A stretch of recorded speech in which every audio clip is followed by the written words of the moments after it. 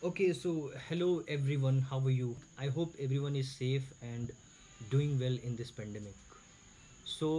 Today I would like to discuss few basic things about mutual fund. So we will discuss what mutual fund is, how many types of mutual fund are there in market, and what are the risk and returns are associated with the mutual fund. So these are the few things which I would like to discuss in this video. I would like to keep it brief and short. Mutual fund, as per definition, it is a professionally managed fund which pools investment from different people to do an investment by some expert people. Like अगर इसको आसान भाषा में कहें, एक portfolio होता है इसका। जो इन्वेस्टर है उसको एक अपॉर्चुनिटी मिलता है जो एसेट मैनेजमेंट कंपनीज हैं उसके थ्रू।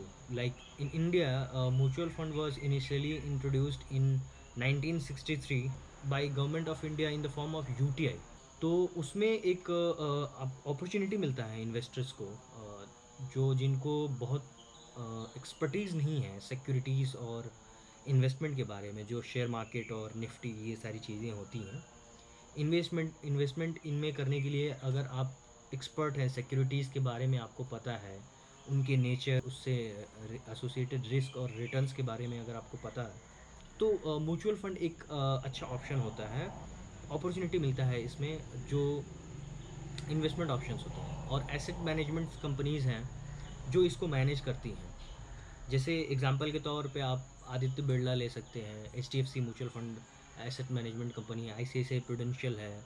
इस तरह के बहुत सारी कंपनियां हैं म्यूचुअल फंड को मैनेज करती हैं। आई मीन बेसिकली इसको, और लोगों को म्यूचुअल फंड के वैरायटीज़ प्रोवाइड करती हैं ऑप्शन के तौर पे।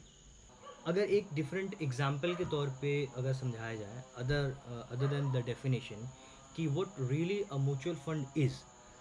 अगर आप मार्केट जाते हैं, सपोज़ कि आप एक ड्राई फ्रूट के शॉप पे जाते हैं और आपको ड्राई फ्रूट्स के बारे में बहुत ज़्यादा जानकारी नहीं है, तो आपके पास पहला ऑप्शन ये है कि आप रेट्स पता करके और चंक में लेना है, कि मतलब मुझे बादाम चाहिए हाफ के जी, या फिर 1 kg, या कुछ भी अदर ड्राई फ्रूट्स 1 1 kg या 2 2 kg ऐसे करके।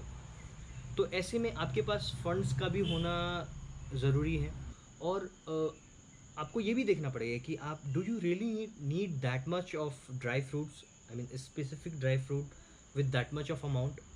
और दूसरा ऑप्शन ये है कि अगर ड्राई फ्रूट वाले शॉप में अगर आपको ये ऑप्शन मिल जाए, एक आपको पैकेट दे दे जिसमें थोड़ा थोड़ा, आई मीन 50 ग्राम और 100 gram of different category, I mean different types of dry fruits with little quantity.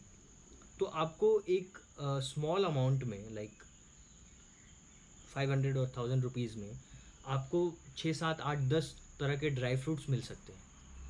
In the same way mutual fund में अगर आप जैसे डायरेक्टली आप स्टॉक में इन्वेस्ट करना चाहते हो, इक्विटी में इन्वेस्ट करना चाहते हो, तो इक्विटी में डायरेक्टली डील करने के लिए आपको इक्विटी के बारे में, मार्केट के बारे में, उससे एसोसिएटेड रिस्क के बारे में जानकारी होना ज़रूरी है। अगर आपको जानकारी नहीं है तो आपको लॉस भी हो सकता है। और उसके प्रोसीजर्स हैं, लाइक अगर आप डायरेक्टली मार्केट में डील करना चाहते हैं तो उसके लिए आपको एक डीमेट अकाउंट का होना ज़रूरी है। उसके कुछ बहुत सारे वैराइटीज़ हैं, like debentures, stock, debentures, liquid securities, और उसका एक लॉक इन पीरियड, ये सारी चीज़ें देखनी होती हैं। But in case of mutual fund, portfolio wise risk जो है आपके डाइवर्सिफाइड हो जाते हैं। अब उस पे डिपेंड करता है कि आप किस टाइप का म्यूचुअल फंड लेना चाहते हैं। म्यूचुअल फंड में अगर आप इक्विटी रिलेटेड लेना चाहते हैं तो उसमें फिर आपको रिटर्न ज़्यादा मिलेगा, तो उससे रिलेटेड रिस्क भी ज़्यादा मिलेगा। अगर आप डिबेंचर से रिलेटेड लेना चाहते हैं, आई मीन रिटर्न फिक्स्ड है, तो उससे रिलेटेड रिस्क भी बन जाता है आपका। अगर आप हाइब्रिड लेना चाहते हैं, इक्विटी डिबेंचर मिक्स लेना चाहते हैं, तो उसमें फिर एवरेज के तौर पे आप ले सकते हैं कि एक का अगर रिटर्न ज़्यादा है तो दूसरे का रिस्क ज़्यादा है, तो ऐसे करके वो न्यूट्रलाइज हो जाता है। In the same way mutual fund में जो भी इन्वेस्टमेंट होता है वो एक सिक्योरिटी या एक एंटिटी या एक किसी कंपनी में उसका इन्वेस्टमेंट नहीं होता। इन्वेस्टमेंट जो है म्यूचुअल फंड कंपनीज, लाइक जो एसेट मैनेजमेंट कंपनीज हैं, वो आपसे फंड या आपकी तरह और भी लोगों से छोटा छोटा फंड इकट्ठा करती हैं, और उस फंड्स को वो डाइवर्सिफाई करके रिस्क और रिटर्न के हिसाब से कैलकुलेट करके उसको इन्वेस्ट करती है मार्केट में।